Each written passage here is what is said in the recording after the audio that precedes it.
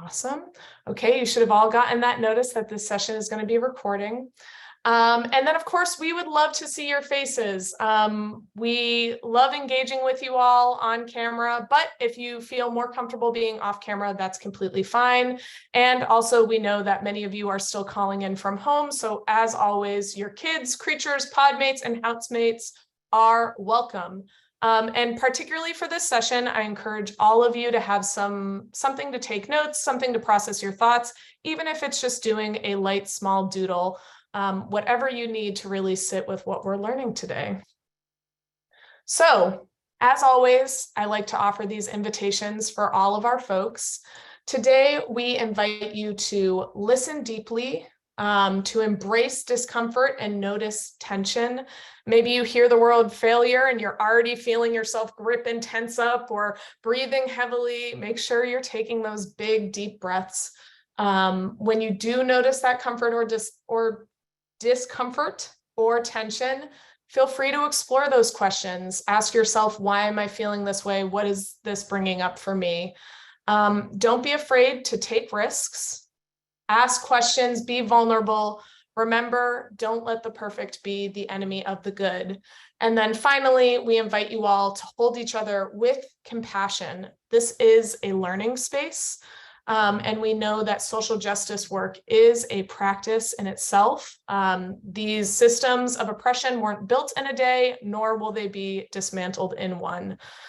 So make sure that you practice it with compassion. No technical difficulties. Okay, so the agenda for today, we're in the first bullet. I'm welcoming you all. We're going through today's flow. Then there will be what's called a fireside chat on the power of embracing failure. And if we have some spaciousness in this hour, we plan to do a small group discussion.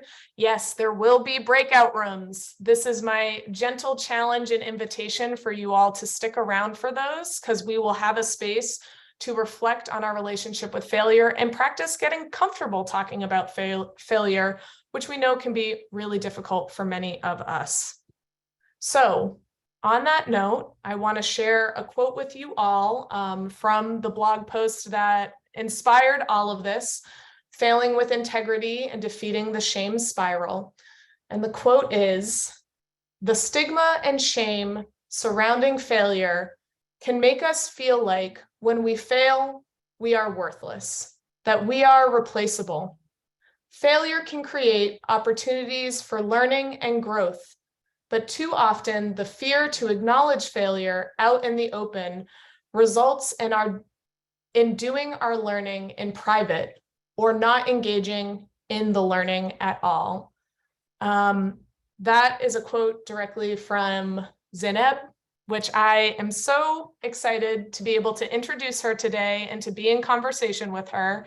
Zaineb is the Director of Communications at the Kataly Foundation. She is a writer, communicator, strategist. She served as the Communications Director for the Ella Baker Center for Human Rights, where she led the organization's work to change the narrative around punishment and public safety. And so with that, I'm going to stop my screen share and we are going to get right into it. So I'm going to spotlight Zaineb and I'm going to spotlight myself. As you can see, we're doing this in a bit of a different format than we usually do. And so with that, Zaineb, I would love for you to introduce yourself a little bit more, share more about the work of the Kataly Foundation, and we can get right into it. Hi, everyone. Thank you so much, Kelsey. And yeah, just appreciate the opportunity to speak with you all here today about reflecting on failure and how it relates to philanthropy and our work as grant makers. Yes, as Kelsey said, I'm the Director of Communications at the Kataly Foundation. And yeah, just eager to join in this conversation. Yeah. Awesome. Love it. Okay, so let's hop right in. I would love for you to just share a little bit more about the Kataly Foundation overall, a little bit about what your mission, vision, and values are for those of our audience members who might not be as familiar with y'all's work. Definitely, for sure. So just to start off with, Kataly's mission is to move resources to support the economic, political, and cultural power of Black and Indigenous communities and all communities of color. And we believe that by transforming our relationship to capital, the planet, and each other, we will redistribute and redefine wealth in a way that leads to transformation, abundance, and regeneration. So that is our mission at Kataly. And to give you a sense of the foundation's values, we have 5 values that sort of lead our work. Those are regeneration, interdependence, experimentation, accountability, and healing. And there's certainly, I think, a strong relationship between failure and each and every one of those values, really. So the Kataly Foundation has 3 separate program areas: the Restorative Economies Fund, the Environmental Justice Resourcing Collective, and the Mindfulness and Healing Justice Program. And so I just wanted to share a little bit about each of those for folks who are maybe a little bit unfamiliar with the programmatic work of the Kataly Foundation. So the Restorative Economies Fund, or REF, is focused on closing the racial wealth gap and transforming our financial system. And they do that by reinvesting resources into community-owned and community-governed projects that are led by people of color.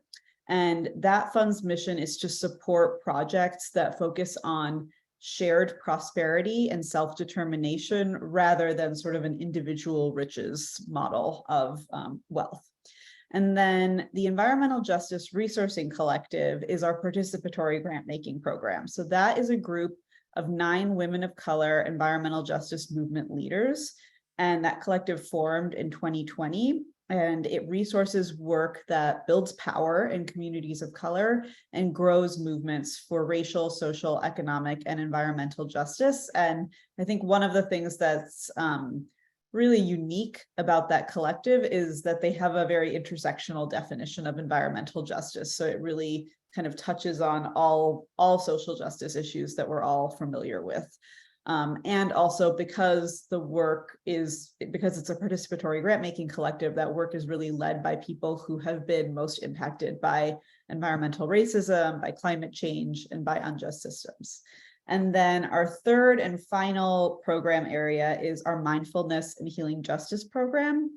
And that program builds power by distributing resources to mindfulness and healing justice organizations, networks, and practitioners. And so specifically, that program area supports Black and Indigenous people and all people of color who are healers, teachers, practitioners, and in spaces where mindfulness, healing, and transformational practice are held and sustained. And I think one of the distinctive things about that particular program area is that the mindfulness and healing justice work that they resource is really in service of building power rather than only focused again on like an individual mindfulness practice. I love that. And I love that y'all are funding healing and justice mindfulness work from the standpoint of systemic change, because I think it's, a super huge part of how we're going to transform our world. And so thank you for such an extensive background on y'all's work. One of my follow-up questions that I would love to hear more about is, why failure? What caused you to embrace and write about failure? You mentioned the values of your organization and how you see them intertwined with failure. And I would also love to know how your team received the idea, because I could imagine you might have had to share a little bit more with them about it. So yeah, I'd love to hear that. Yeah, it's a great question. So the idea for the failure blog series came from me, and it kind of came from sort of a personal reflection on failure, and kind of my own thinking and kind of grappling with maybe not always meeting my own expectations for myself. And that feeling I think that many of us can relate to, of saying, like, okay, I'm going to do this thing, making a commitment to someone else, to whether it's a colleague or a grant partner or whoever that is, and then failing to follow through on that commitment. And then, sort of, I think one of the ways that that can manifest itself is falling into this, what I kind of talked about as the shame spiral. And so what I tend to do is I tend to either sort of go to a place of like intense shame over not doing the thing that I said I would do, or like the other extreme of like, oh, it doesn't matter at all that I didn't do that thing. Like I find it very hard to live in the middle of those feelings. And so it just was something I was really reflecting on for myself personally. And then, bringing that to a work context, feeling like that's ultimately not a generative space at all. It's not a space for change, and it's not a space for accountability. Accountability, one of the values that I mentioned for the foundation. And, I think one of the things that I've felt really frustrated by working in philanthropy is how little philanthropy really grapples with our own failures. I mean, every funder has a different position of power. Of course, foundations have a lot of institutional power, but even individual donors can have a lot of power. And it's often people with the most power who are really not forced to reckon with their own failures. And so I guess I was feeling a little bit like, in all of my relationships with other people in philanthropy, you will get these sort of snippets of funders sort of reflecting on like, oh, this didn't go the way that we thought it would. But those conversations are always very closed. They're always like reports and look backs at grant making programs or initiatives that didn't go the way you thought they would, but those are like very, very rarely made public. And so it's all just something that like is held internally rather than shared transparently. And so, I really wanted to think about how can Kataly live into some of these values around accountability, around experimentation, around healing too, and thought that one way we could do that, one way we could really genuinely do something different is to share stories of our own failures, particularly with grantee partners who I don't think typically experience a funder being very honest about their failures with them. So that's a lot of what kind of led to the birth of this series.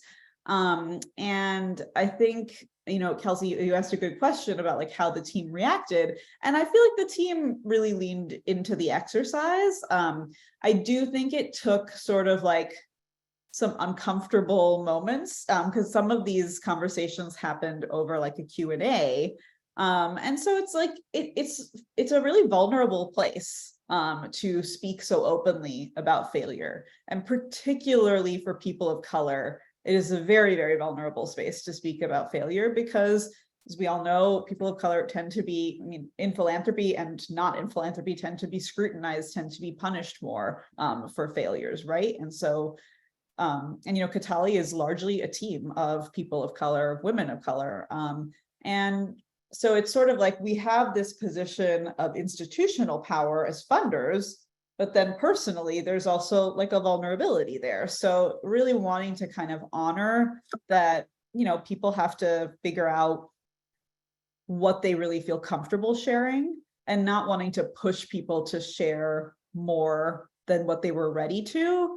But like, I think really, again, kind of like finding that balance of, okay, like, I don't want you to like put yourself out there and then just be left out on this limb, right? But of course we can try to be as transparent as possible. And there was something about, I think, the practice of doing this together, right? That it wasn't just asking one person to share their failure. It was asking everyone on the team to do that. And that happened really throughout the team, from our program staff to our operations staff. Our CEO closed out the series with her own reflection on failure. And I think doing that gave us all a little bit more safety. But there were definitely some moments in these conversations where I would sort of have to like come right out and be like, okay, so what was a time that you failed? Which is definitely an uncomfortable question to be asking a teammate.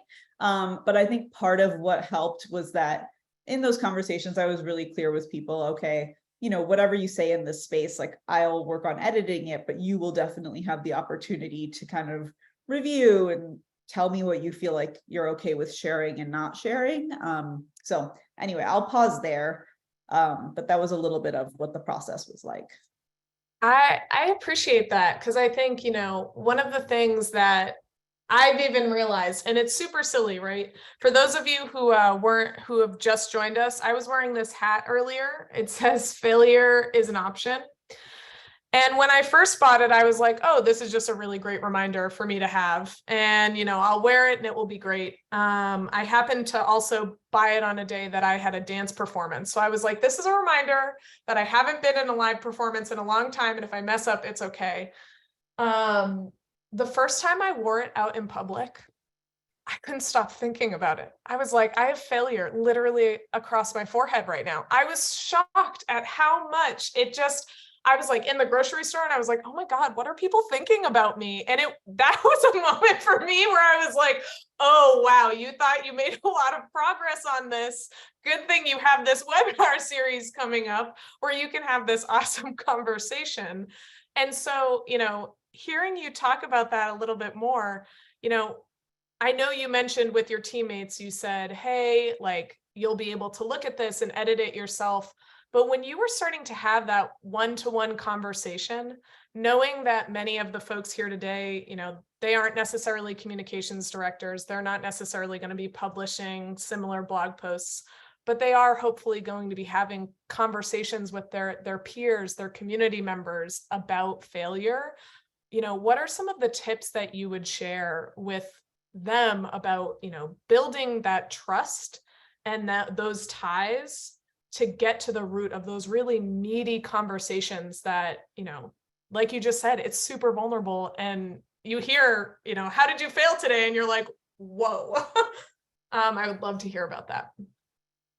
Yeah, I mean, I think for folks who are thinking about how to start more conversation around failure, I think what you said, Kelsey, is true. It definitely takes a lot of trust. And so, one of the things that we think about a lot in our work at Kataly is around relationship building. And it's sort of the cornerstone, I think, as many of us know, to the work that we all do in the social justice world. And so I think you have to have the foundation of the relationship in order to really feel vulnerable enough to share about failure. So I think first and foremost, it is definitely about building trust with people. And, people build trust in all kinds of ways, right? Like you can do that through personal connection. You can do that through work. I think through working together, you can definitely build sort of that faith in each other and allegiance to each other. And there's definitely been spaces that I've been in where I haven't really known folks in like a conference space that well and have, tried to be as open as possible. I mean, I think part of it for me, I wrote the first post in the series. And so I kind of tried to push myself to be as open and honest as I could be, because I was sort of feeling like, okay, if I'm going to ask other people on my team to talk about failure, like I really need to like go 110% on this, because if I'm going to ask other people to meet me there, I have to model what that looks like. So I tried to be really vulnerable in my piece, and talk about, the ways that I've struggled with shame and failure. And so I guess I would offer that, that if it is a space that you're comfortable in, I think that we actually all have a lot of power by being vulnerable and by being really honest to kind of change the tone of a conversation that we're having. And I think that what I find is that when I open myself up and kind of like talk about whether it's like flaws or failures or mistakes, that it can create space for other people to do the same. So I think it's kind of that like making that space can be a bit of an invitation to other people. And this is where like the practice of the series felt important to us as a foundation, because like I mentioned, foundations are so reluctant to talk about failure. We were trying to kind of do something that was a little bit of an invitation to the field. Like, we're out here talking about mistakes that we made in some of our grantee relationships. And trying to make it such that, okay, if we can be open and honest about our failures as a foundation, hopefully that creates some amount of space for other funders to step up and do the same thing. Because really, like, being in that place of positional power, it's like, Kataly doesn't have to fundraise. We definitely hold ourselves accountable to our grantees, but that question of like power over, we don't really, there's not a lot of, like, we hold a lot of that positional power, right? And so, like, for example, if we asked our grantees to be really open about failure, that's a really challenging ask to grantees who, have a lot to lose, right? Like, if they are really open about their failures, they could do that with us for sure, because we try to really have that relationship of trust with grantees where they can come to us and say, like, hey, this thing didn't go the way that we thought it would. But there's a whole range of funder relationships, and admitting to those kinds of mistakes could be detrimental to some of our grantees, right?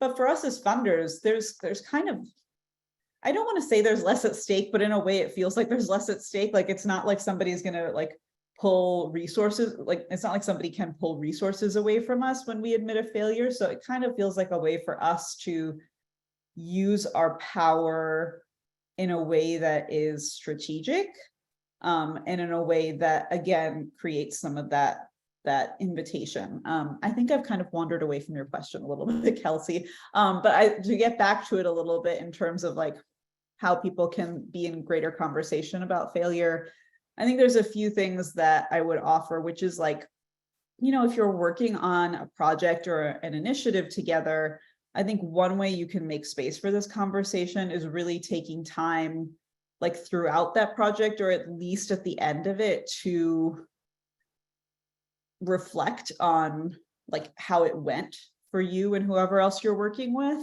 And like really ask the questions, right? Of like, okay, what went well here? What could we have done differently? And again, the more that you are comfortable sharing, like, oh, like, I kind of wish I had done this differently, it can hopefully open that space, right, for somebody else to offer their own self-reflection, their own self-awareness.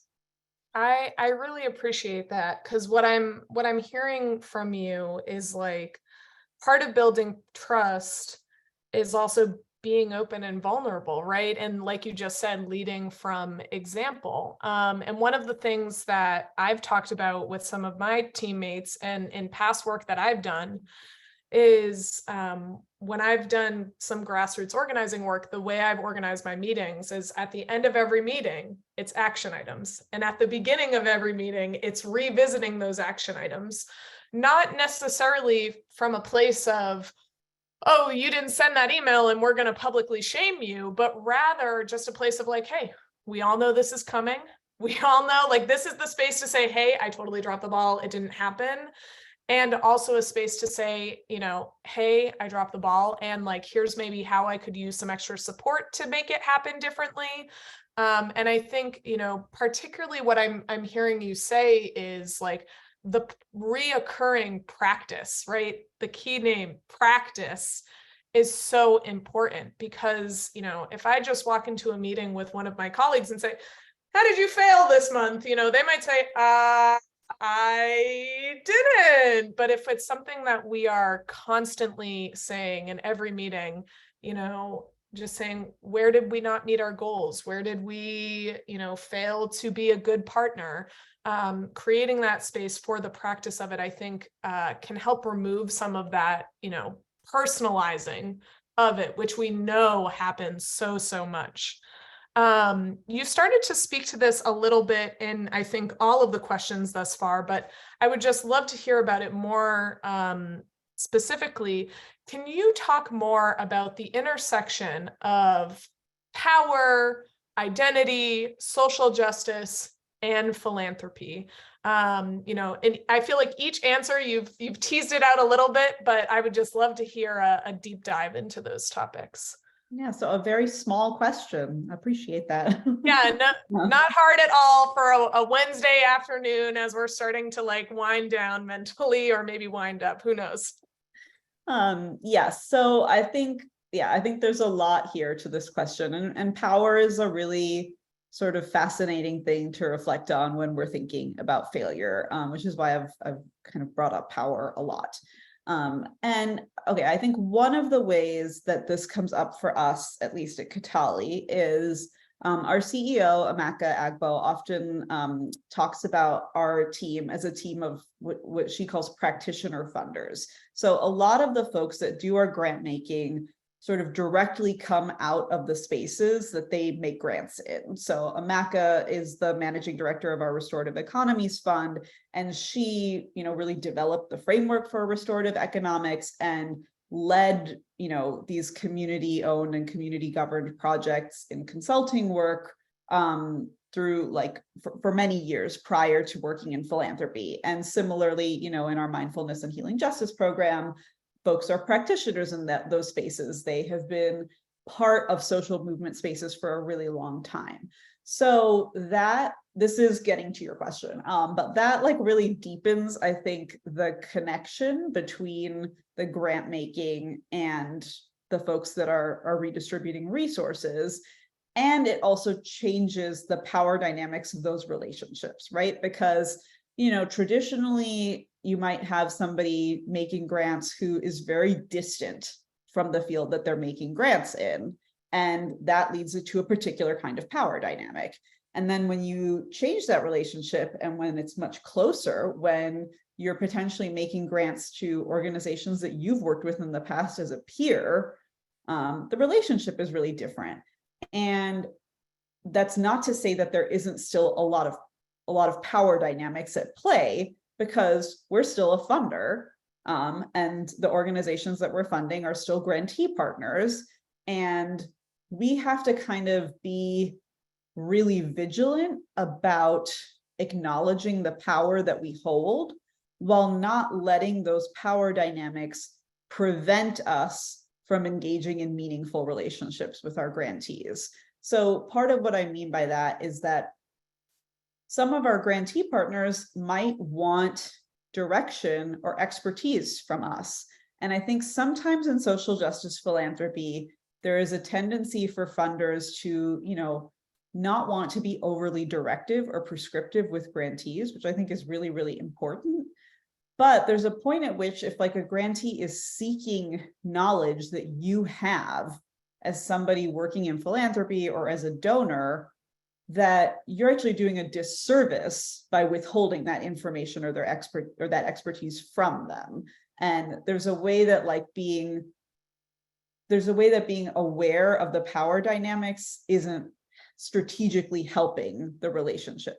So I think it's I think drawing these really clear black and white lines is something we all want to do, but it actually makes us less effective.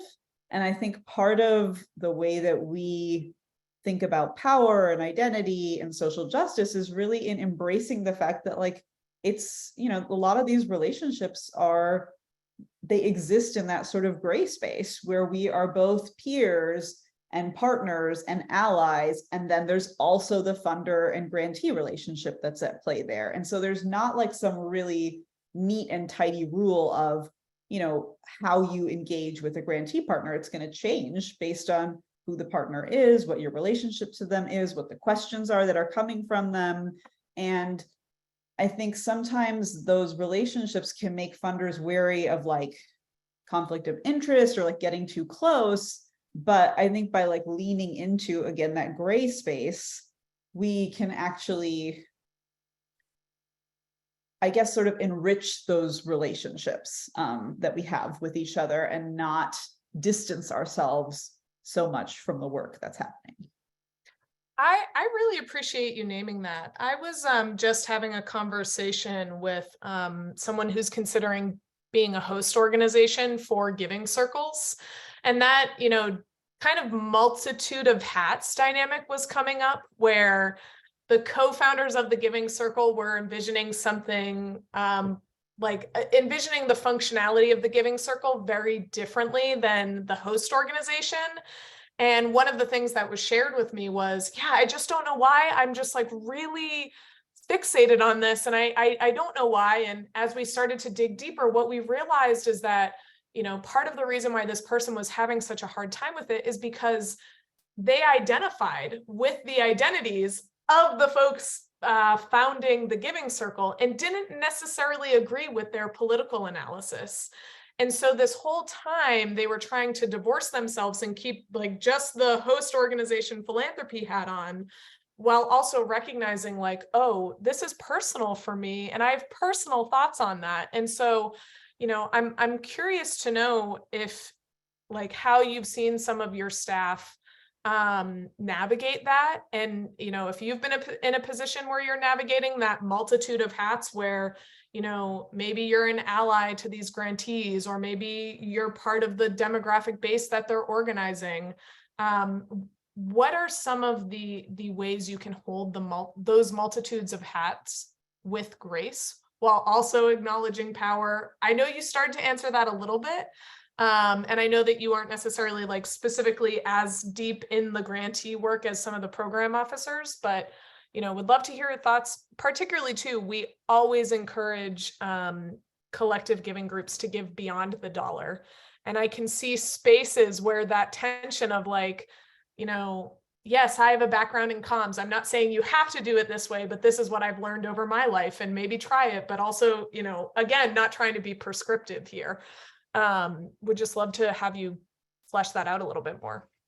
Yeah, for sure. I think it's a great question. And it's very apt because, like I said, as a team of practitioner funders, almost everybody wears multiple hats and serves on boards and is members of organizations that we have, funder relationships with. And so I think one of the things that's really important, so there's the trust and relationship aspect of it. I think if you have honest and transparent relationships with people, you can both acknowledge like the power dynamics that exist in that relationship, while also like having hard conversations or giving your opinion on something, and sort of having the trust and faith that because of this relationship, that person or that organization isn't going to take what you are saying as the funder as a direction, as like a mandate, as something that they have to do. So I think part of it is understanding when our expertise is needed or wanted. Certainly there are grantees that don't necessarily need as much kind of technical assistance as we all like to call it in philanthropy, or expertise or knowledge from us, and like the resources are really what they need, and that's great. And then there are other grantees that will come to us with questions. Like actually this has happened where a few of our grantees have sought kind of communications strategy guidance from us. And so I have engaged with a few grantees to offer some thoughts on it. And because they've come to us with the question, and I have the bandwidth to be able to offer that advice, I don't want to kind of have a policy of, no, well, we're not going to do that because we're the funder and we don't want to influence your strategy. If they're asking for that expertise, I feel like because of the relationships that we have, I can talk to someone and be like, this is what I think. This is like my assessment of, what could be helpful to you in this situation, and offer recommendations of like, oh, like these are some consultants or some organizations you can work with. These are like some resources that might be helpful to you. And to have faith that like that organization, that person doesn't feel that pressure to necessarily do exactly what I've outlined. And I mean, I have observed that in our grantee relationships. I feel like I have offered guidance to grantees, and sometimes they've been like, okay, like we're going to move forward with this, and then we're going to do these other things too, right? And it's like, so then I feel like I have some sense of great, like that's exactly what I want to happen. I want them to take the knowledge that's useful to them and leave what's not, and move forward based on what makes sense to them, right?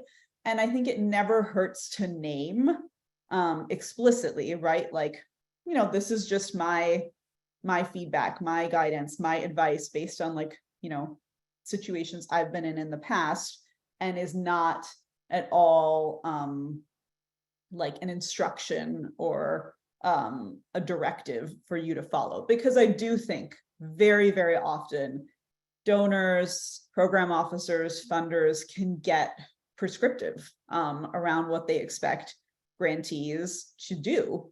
And like that's a very real dynamic that still exists throughout philanthropy. And so I think it is important to kind of say like, there's no pressure to do this thing. There's no pressure to participate in this conference or to participate in this fellowship or to use these resources in this way. This is just an offering, and that we trust you to do with that information what you want.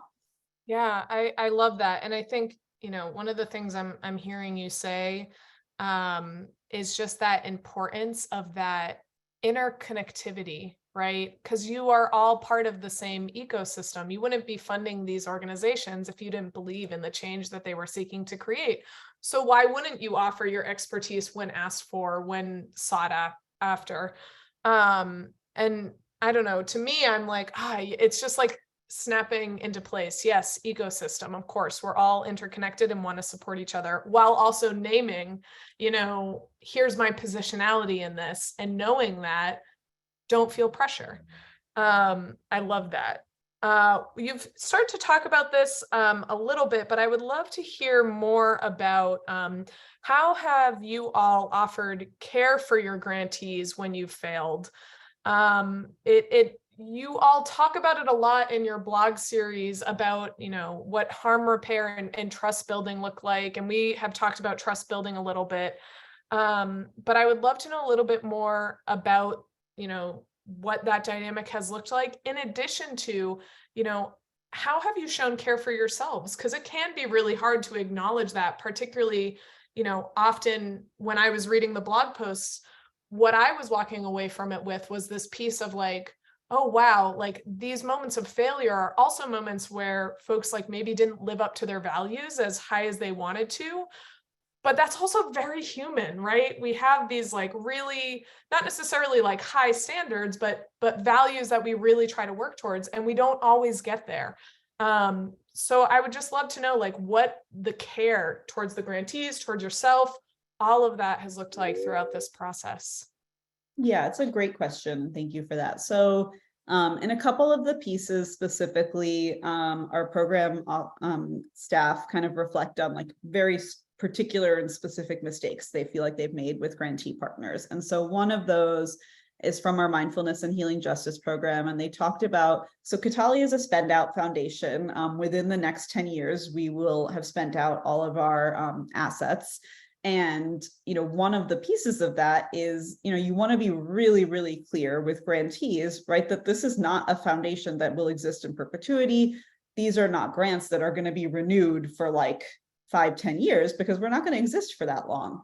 And so they just sort of were reflecting on kind of a miscommunication, lack of communication regarding the spend out, and thinking about, with a grantee partner, I think they sort of like alluded to it or talked about it, but maybe felt like they weren't exactly direct enough. And so when they went to the grantee and let them know, like this would be kind of the last renewal, the grantee expressed some surprise. And so that really made them take a look at like, oh, like, where did we fail here? Like, where were we not clear?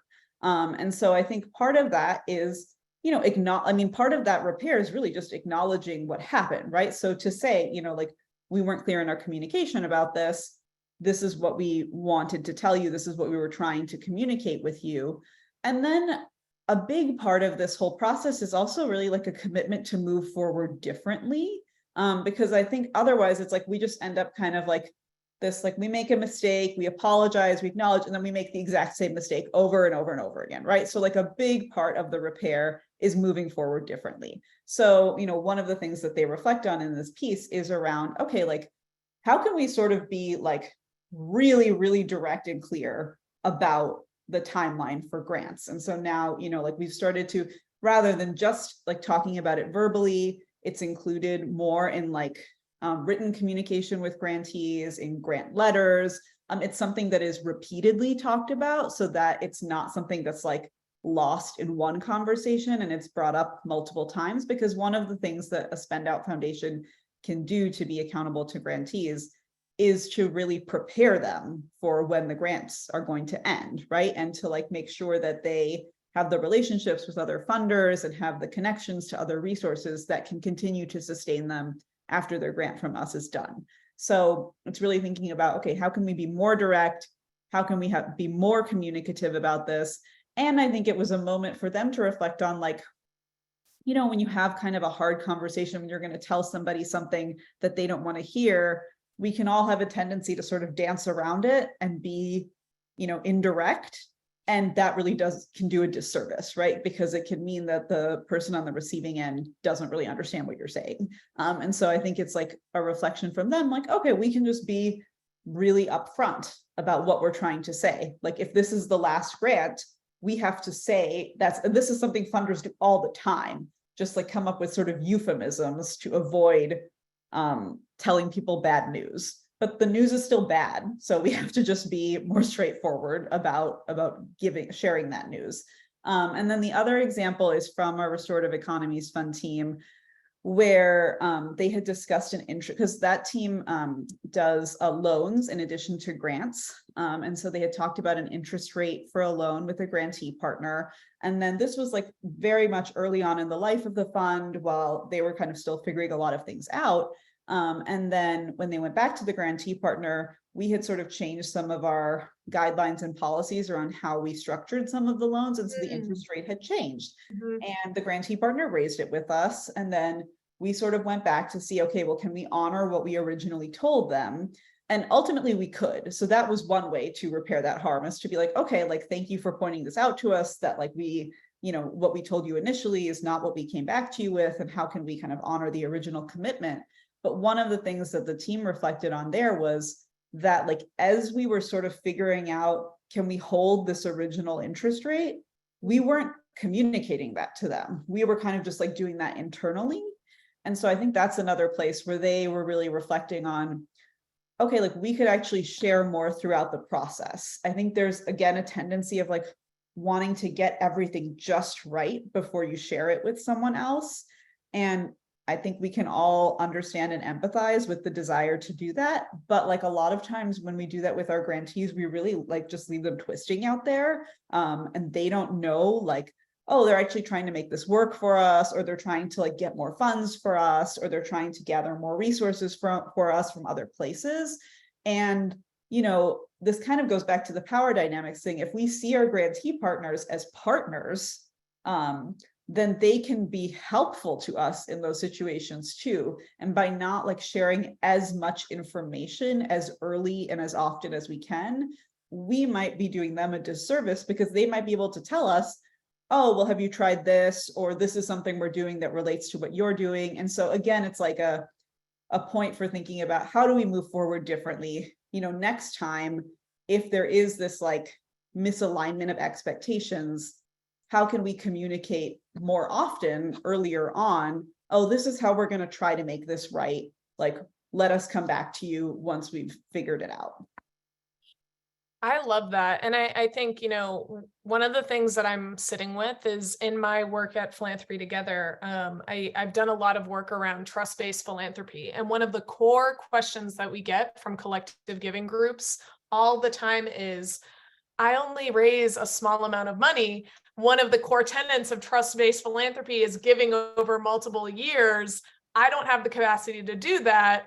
How do I handle that tension point? And you kind of just had like an answer right there, where it's like clear, honest communication from day one. If you're only going to give a grant that's only going to last a year, that's okay. Just make sure that you're communicative. And to me, what I'm also hearing is the piece of, I loved how you all offered essentially an element of like grantee education within it, because, organizations that you're giving to might not know, when you say spend down organization, what does that actually mean in practice? I think so often in philanthropic spaces, whether it's a more institutionalized, formalized foundation, or a more grassroots giving space of collective givers, not every grantee is going to know what certain jargon means. And so I've really loved hearing you say that piece.